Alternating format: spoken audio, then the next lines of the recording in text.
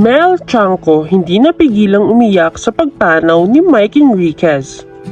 Nagkalat ang mga post kaugnay sa pagpanaw ng veteran TV host at radio broadcaster na si Mike Enriquez sa edad na 72 anyos ngayong araw, Martes, Agosto 29.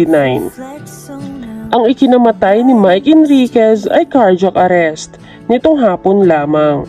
Nagdadalamhati ngayon ang pamilya Enriquez at ng iba pang malalapit sa puso ng veteran broadcaster.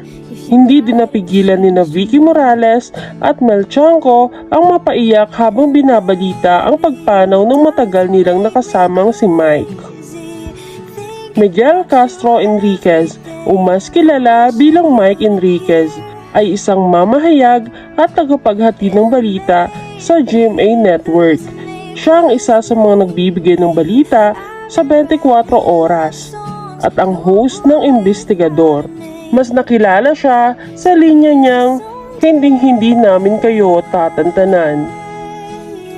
Kaya daw pala matagal na itong wala sa 24 oras dahil nagkaroon siya ng sakit.